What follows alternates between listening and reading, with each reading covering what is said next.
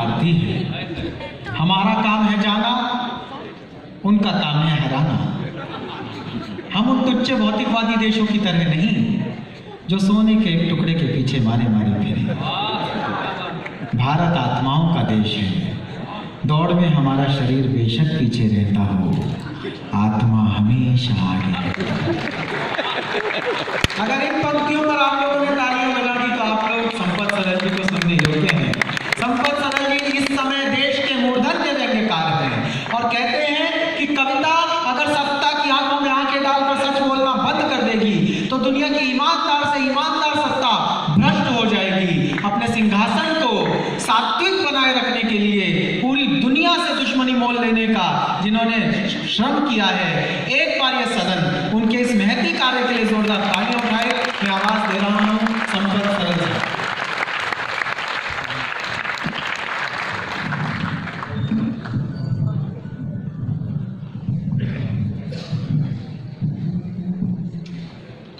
भाई चिराग जैन ने काफी प्रशंसा कर दी। मैं किसी भ्रम में नहीं हूं। अब वही लोग बचे हैं जो दूसरों के साधन पर आए हैं।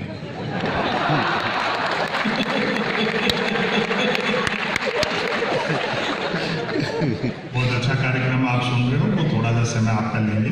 आप मोहब्बत है आपकी, ठीक है, कोई बात। बहुत अच्छा कार्यक्रम किया आज तो पवन जैन साहब ने।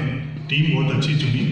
थोड़ी सी समय की अपनी सीमाएं थी, बच्चों का कार्यक्रम है तो वो देर तक बैठ नहीं सकते। सबके अपने अपने परिजन हैं, उनकी अपनी चिंताएं हैं, विशेषकर लड़कियों की। वरना कवि बहुत अच्छे थे और दोनों कवियत्री बहुत अच्छा सुनाया। पिछले दिनों में एक कवि सम्मेलन में फंसा। कवियत्री ने सरस्वती वंदना की, माँ मुझे स्वर का ज्ञान दे, और इतना बेसुरा गा रही थी। मैंने कहा भाई वंदना अपनी जगह है, मांग वाजिब है।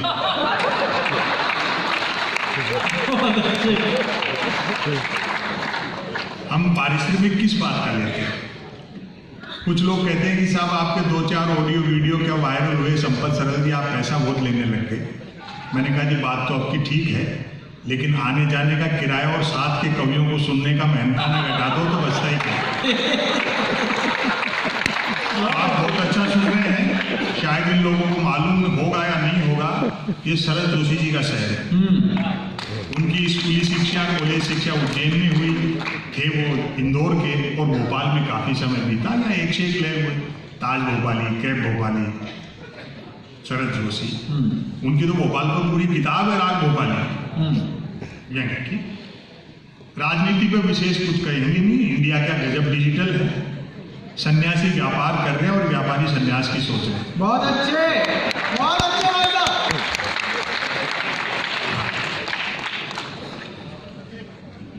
मुझे बड़ा सुकून मिला जब मंत्री महोदय ने पवन जी से पूछा ये कौन कवि है।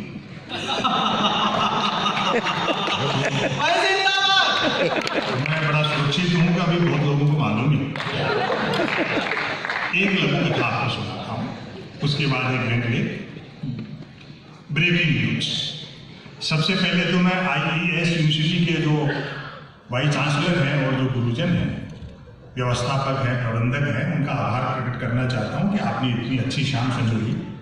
दुनिया में देखो पैसा बहुत ऊंचे, लेकिन सब कुछ नहीं है। कितने लोगों के चेहरों में मुस्कान है। जब राम पास में थे तो सीता को सोने का हिरण चाहिए था, और वही सीता जब सोने की लंका में थी तो हाय राम कह रहे थे। वाह वाह। हमारी चिंता दूसरी है। आजकल क्या अंग्रेजी माध्यम हो गया और पढ़ाई भी कोई दूसरी दिशा में मुड़ गई। शिक्षा दीक्षा, सूर, तुलसी, कबीर, मीरा, ये पाठ्यक्रम में है नहीं। अब आपको पढ़ाए जाते हैं mark Zuckerberg, Bill Gates, Warren Buffett, Ambani, Adani. तो फिर बच्चे इन चीज़ों से अछूते रह जाते हैं। पाठ्यक्रम में है नहीं, तो इस तरह की गतिविधियां आप करें ताकि समय समय पर परिचर्चाएं, कॉन्फ्रेंस या कवि सम्मेलन, मुशायरे, तो बच्चों को बहुत सीखने को मिलता है। एक लघु कथा सुने, ब्रेकिंग न्यूज। मीडिया के बंधु बैठे हैं यहाँ? अच्छा, कोई बात नहीं। Breaking news.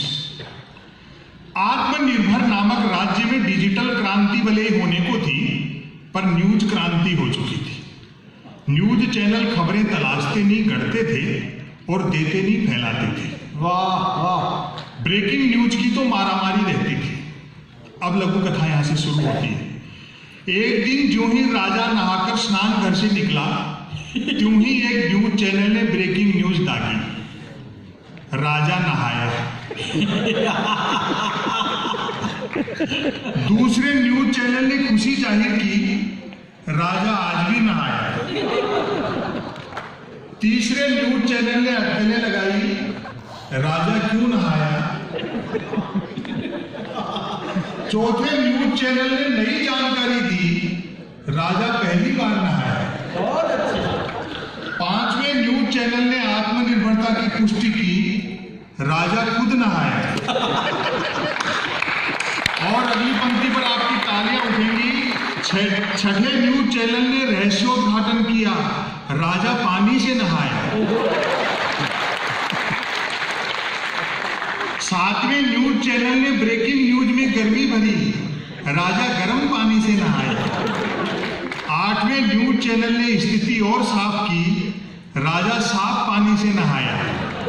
नौवें न्यूज चैनल ने गुप्त जानकारी दी, राजा स्नान घर में नहाया। और अंतिम है 10वें न्यूज चैनल ने राहत भरी ब्रेकिंग न्यूज चलाई, राजा आज तो नहाया। बहुत अच्छे, बहुत तो अच्छे। खबर किस तरह से तानते हैं, विसंगतियों से व्यंग निकलता है। जैसा होना चाहिए वैसा न होकर के जो नहीं होना चाहिए वह होता है, तो व्यंग पैदा होता है। और मुझे अच्छा लगा जब स्त्रियों पर मजाक किया पुरुषों के लिए लेकर के, तो वाइस चांसलर महोदय की धर्मपत्नी ने उसका ऑब्जेक्शन किया इशारे में हंस करके कि ऐसा नहीं है, हम स्त्री अपने पति के लिए ऐसा नहीं करती। तो देखो, स्त्री का त्याग और समर्पण संसार में बहुत बड़ा है, वो पुरुष लोग स्वीकार नहीं करते, ये अलग बात है। वो पति ने डींग हाँकते हुए कहा, मेरा बड़प्पन देख जो तेरे से बिना देखे शादी कर ली। पत्नी बोली, मेरी भी हिम्मत देख जो तेरे को देखने के बाद भी मना नहीं किया। तो इनका त्याग और समर्पण। एक जमाना ऐसा था, मैं भी प्यार प्रेम की कविताएं लिखता था। अच्छा। मैं लड़कियों को सुनाना चाहता था ये सारी चीजें, लेकिन समय की अपनी सीमाएं हैं। क्योंकि पवन जैन साहब की 2 बेटियां हैं जो संचालन कर रही थी, हमारी भी 3 बेटियां हैं और हमें बड़ा गर्व है, अच्छी शिक्षा दीक्षा देने की कोशिश कर रहे हैं उनको। एक जमाना ऐसा था जब मैं भी प्यार प्रेम की कविताएं लिखता था, जब तक अकलदार नहीं निकली थी। उबासी के बहाने भी किसी लड़की के दांत दिख जाते हैं तो मैं 5-7 गजलें लिख मारता, भले ही वो उबासी मुझको देख करके ले रही होती। और एक निवेदन कर दूं, बड़ी संख्या में माताएं बहनें बैठी हैं। प्रकृति के, कुदरत के, सृष्टि के नियम बदल सकते हैं, औरत के प्रति पुरुष की मानसिकता नहीं बदल सकती। बात अच्छी लगे तो महिलाओं को ताली बजानी है, पुरुषों के तो खिलाफ बोल रहा हूं। प्रकृति के, कुदरत के, सृष्टि के नियम बदल सकते हैं, औरत के प्रति पुरुष की मानसिकता बदल ही नहीं सकती। मर्द की फितरत होती है, अर्थी के रास्ते में भी औरत मिल जाए तो 80 साल का मुर्दा भी वाइब्रेशन मोड पर आ जाता है। लेकिन इतना तय है कि शादी होती है, प्यार का बुखार उतर जाता है। जैसे ही ब्याह की कुनेन खाई, प्यार का मलेरिया गया। मेरे एक मित्र ने प्रेम विवाह किया। प्यार के दौरान जिस लड़की के साथ जो कंकर झील में फेंके थे, शादी के बाद दाल में निकल गए।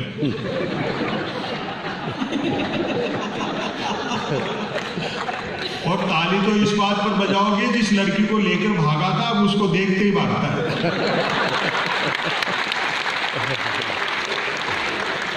शादी के 3 दिन बाद मिला। मैंने कहा नया नया प्रेम विवाह किया, पत्नी को लेकर सिनेमा जाया, सैर सपाटा कर, क्या मंदिर मंदिर भटकता है। बोले भाई साहब, सुना है जोड़े ईश्वर बनाता, बस उसी को ढूंढना। ये वो त्याग और समर्पण का काम है। प्यार मोहब्बत में आदमी को अपना कैरियर तक दांव पर लगाना पड़ता है। मैं ऐसे कई लड़कों को जानता हूं जो कॉलेज के जमाने में मेरे साथ पढ़ते थे, जिन्होंने अपने बाप की गाड़ी कमाई से प्रेमिकाओं को जलेबी खिलाई, आजकल शहर के नामी हलवाई बने हुए। और मेरे मित्र का त्याग तो प्रेम के मामले में बुद्ध से भी बड़ा। बुद्ध अपनी पत्नी और बेटे को सोता हुआ छोड़कर चले गए थे। वो रोज रात को इंतजार करता है कि लुगाई सोए तो घर में घुसूं। और देखो, मैं तो हिंदी साहित्य का विद्यार्थी था। हिंदी और भारतीय भाषाओं की स्थिति देखो। हिंदी साहित्य का विद्यार्थी था तो मुझसे कौन प्रेम करती भाई, मरते हुए पे कौन मरेगा। क्या बात, वाह वाह वाह वाह। लेकिन मेरे साथ 2 चीजें ठीक थी। एक तो साहित्य का विद्यार्थी था तो भाषा अच्छी थी, दूसरा मैंने ट्रकों से शेरों से शायरी उतार रखी थी। तो प्रेम करने वाले मुझसे प्रेम पत्र लिखवाते थे, और मैं जिसके प्रेम पत्र लिख देता था उसके दो नतीजे जरूर निकलते थे, या तो उसकी शादी हो जाती थी या फिर वो पिटता था। हालांकि बात एक ही है।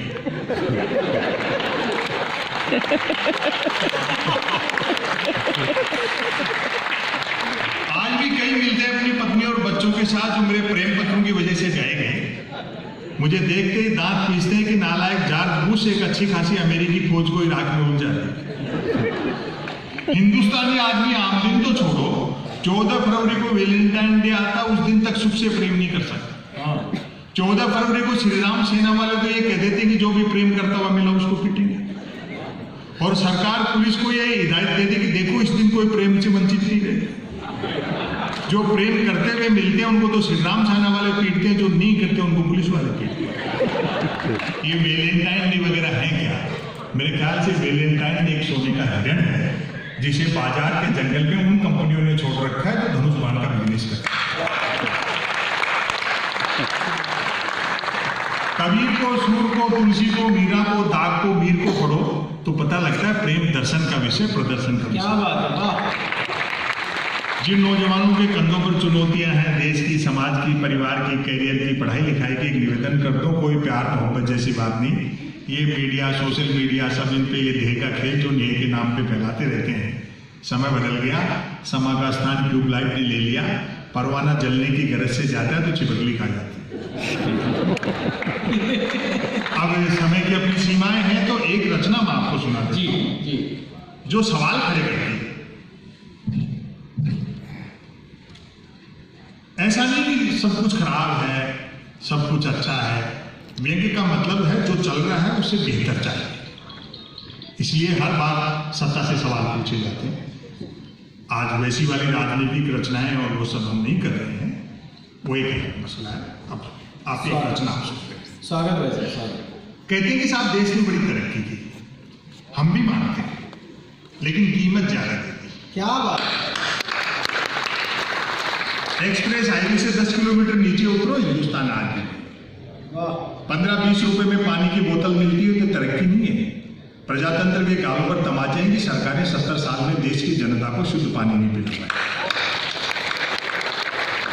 ऊपर से व्यवस्था का क्रूर मजाक हो, अरबों रुपये का IPL उसी देश में खेला जाता है जिसमें करोड़ों BPL बसते हैं। इस देश की समस्या प्रोडक्शन की नहीं है, डिस्ट्रीब्यूशन की है। अगर एक क्रिकेटर को एक चौका लगाने पे लाख रुपए मिलेंगे तो वो मजदूर टूट जाएगा जो 8 घंटे मेहनत करने के बाद भी 400 रुपए कमाता है। हम समाजवाद के पक्षर हैं, वरना उनके खतरों से हमको 2-4 होना ही पड़ेगा, उससे बचा नहीं जा सकता। ग्लोबलाइजेशन क्या है? दरअसल प्रेमचंद जिसको महाजनी सभ्यता कहते थे, उसका वैश्विक रूप ही ग्लोबलाइजेशन है। क्या कहने। चाय आ गई है, आप बांटो। मैं सोचा मुझे सुनने के लिए बैठे, अब चाय वाले को कुछ कह भी नहीं सकते। ठीक है, बहुत अच्छा सुना। और मुझे कोई मलाल नहीं है कि ज्यादातर लोग चले गए और कम लोग बैठे। लाखों की भीड़ होती तो भी अच्छा सुनने वाले इतने होते। वाह।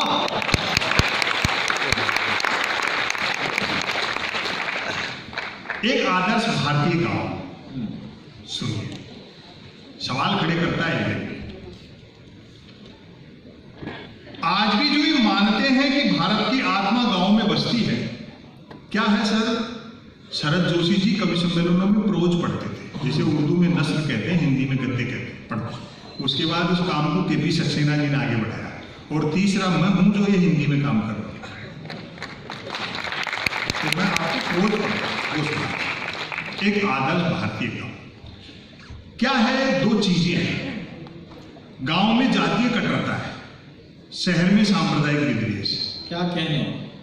शहर में जातीय कट्टरता नहीं होती, पहचान नहीं होती कौन किसके जात का है, और गांव में धार्मिक विद्वेष नहीं है। हालांकि अब थोड़ा थोड़ा पहुंच रहा है, बंटना शुरू हो रहा है, और इस पर काबू पाना बहुत जरूरी है। हम पढ़े लिखे लोग हैं, जंगल में जब आग लगती है तो न तो वो बरगद बच पाते हैं जो हवा को आंधी भी बदलते हैं, और न वो बांस बच पाते हैं जो आपसी रगड़ से चिंगारी पैदा करते हैं। नेता अपना उल्लू सीधा करके पतली गली से निकल लेंगे, बाकी जो चीजें हैं वो जनता को भुगतनी पड़ती है। शिक्षा, स्वास्थ्य, बिजली, पानी, सड़क, जो मूलभूत सुविधाएं उनकी बात होनी चाहिए।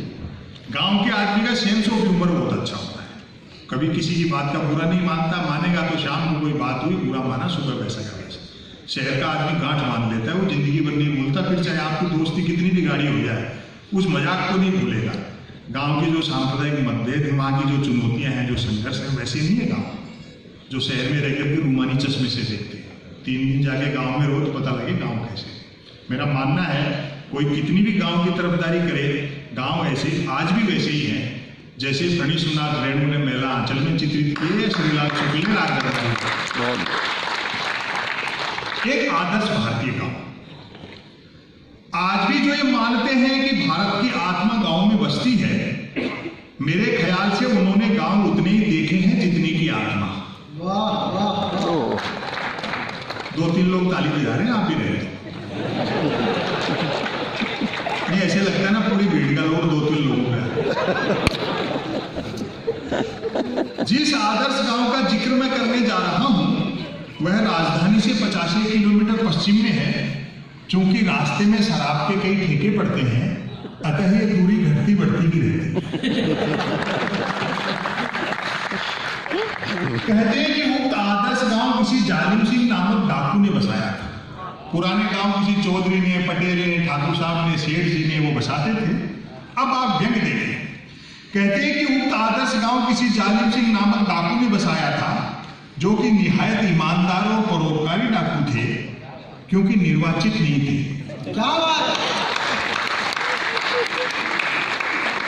हालांकि बाद में उन्होंने भी डाकू जीवन से वीआरएस लेकर पॉलिटिक्स ज्वाइन कर लिया। उनके समझ में आ गया होगा कि एक डाकू को जिनका डकैती डालने जाना पड़ता है, चुनाव जीत लेने पर वे लोग घर बैठे रह जाते हैं। क्या कहेंगे।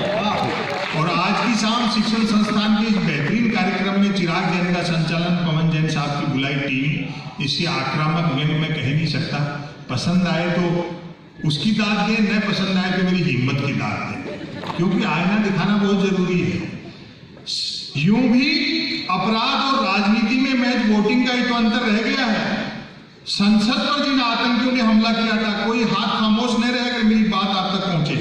संसद पर जिन आतंकियों ने हमला किया था, सुरक्षा प्रहरियों ने उन्हें गोली मारने से पहले निश्चित ही कहा होगा, मानते हैं आप आतंकवादी हैं, बहुत बड़े अपराधी हैं, लेकिन चुनाव जीते बिना अंदर नहीं जाने देंगे।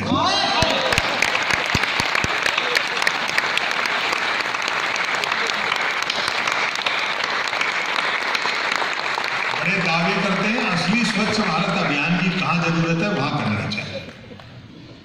आदर्श गांव में 10 दिशाएं, 3 मौसम, 12 महीने और 7 वार सब होते हैं।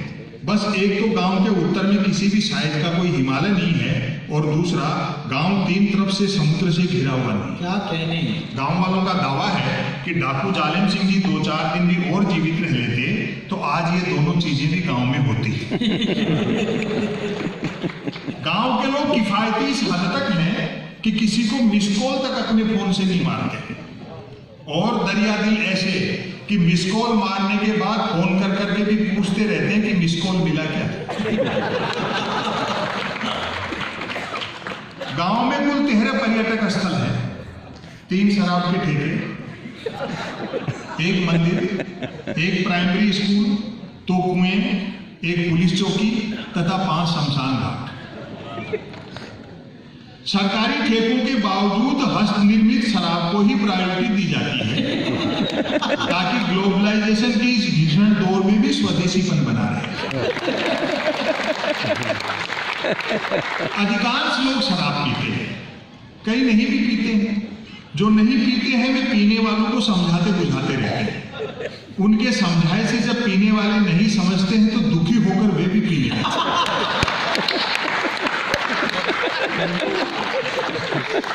लोगों में सरकारी नौकरियों के प्रति बड़ा मोह है, जैसा पवन जैन साहब ने कविता में भी बताई चीजें। लोगों में सरकारी नौकरियों के प्रति बड़ा मोह है। सबका प्रयास रहता है कि काम ऐसा हो जिसमें काम न हो। जहां तक मेहनत मजदूरी का सवाल है, मेहनत करने वाले को मजदूरी नहीं मिलती और जिसे मजदूरी मिल जाती है वह मेहनत बंद कर देता है। सबके आपसी संबंध गठबंधन सरकारों जैसे हैं। और एक शब्द मैंने काम में लिया, उसका आनंद ले। सबके आपसी संबंध गठबंधन सरकारों जैसे हैं, अर्थात स्वार्थ ही दो लोगों को जोड़ता है। क्या बात। उम्र का फासला भी रिश्तों में बाधक नहीं बनता। दिन में जो बेटे का क्लास फेलो होता है, शाम को वही बाप का ग्लास फेलो होता है। गांव में जब से हैंडपंप लगे हैं, दोनों कुएं शर्त लगाकर कूदने के काम आ रहे हैं। स्कूल उतनी ही देर चलता है जितनी देर मिड डे मील चलता है। पुलिस चौकी को लेकर मतभेद है कि अपराध बढ़ने से चौकी खुली है या चौकी खुलने से अपराध। और जो मार्मिक बंद देते हैं, 5 शमशान घाटों से स्वतः सिद्ध है कि गांव में 5 जातियां रहती हैं। आए हाय आए हाय। इस बात का पूरा ध्यान रखा जाता है कि मनुष्य के मरने के बाद भी उसकी जाति नहीं बन रही है। क्या बात। एक दफा कै जाति के लोगों ने अपना एक शव गफलत में कै जाति के शमशान में जला दिया। बात ऐसी बिगड़ी कि कै जाति वालों ने तुरंत अपना एक व्यक्ति मारा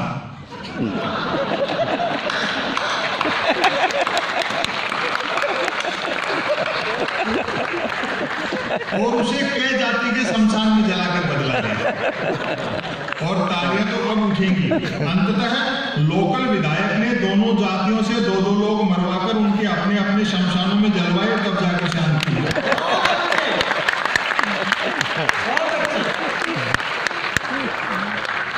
एकमात्र मंदिर का निर्माण भी डाकू जालिम सिंह जी ही करा गए थे। धर्मांधता और राष्ट्रवाद कोई बहुत अच्छी चीज नहीं है। राष्ट्रवाद और देशभक्ति में अंतर होता है। देशभक्ति भीतर से पैदा होती है, राष्ट्रवाद ऊपर से थोपा जाता है। अगर सुधरे नहीं, संभले नहीं तो तैयार रहना जो नतीजे निकले। और मेरा तो दावा है, मैं कहता हूं शिक्षण संस्थान का कार्यक्रम इसलिए, भले ही किसी को बुरा लगे, जिस देश में शिक्षण संस्थानों से ज्यादा धर्म स्थलों में क्या अच्छे जिला है। एक ऐसा सिस्टम है, इसे पूरी दुनिया में धर्म, राजनीति और कॉर्पोरेट जो बड़े सलीके से आदमी को इस्तेमाल करता है। आज भले आदमी आडवाणी जी को समझ में आ गया ना कि राम किसी मठ में नहीं घट में रहते। एक सिस्टम है जो इस्तेमाल करता है, वो मौका पड़ने पर इनको भी करके रवाना करेगा, दूसरे आ जाएंगे तबाह। एकमात्र मंदिर का निर्माण भी डाकू जालिम सिंह जी ही करा गए थे। कथा है कि एक रात सपने में उन्हें एक साधु ने ताना मार दिया था कि मूर्ख, लूट का माल यूं ही नहीं बचेगा, थोड़ा दान धर्म भी करना सीख। कहते हैं बात ऐसी चुभी कि डाकू जालिम सिंह जी ने अगली ही रात आसपास के कई मंदिरों को लूटा और उसी मेहनत की कमाई से इस भव्य मंदिर का निर्माण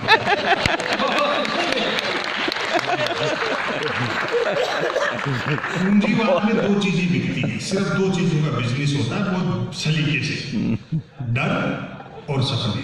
क्या बात है। और पूरी दुनिया में वही बेचेगा। तो धर्मांधता और सारे कितने डरे हुए लोग हैं। घरों में 2 चीजें सबके यहाँ फाइनेंसिंग है। और तो छोड़िए, आप क्या सोचेंगे, क्या पढ़ेंगे, क्या विचारेंगे, ये भी कहीं और से तय होगा।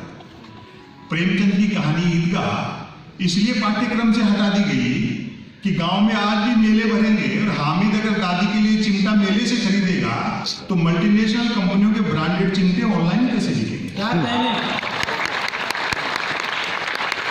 क्या बात है, बहुत बढ़िया। घरों में 2 चीजें सबके लिए फाइनेंसिंग हैं, मोटरसाइकिल और टेलीविजन।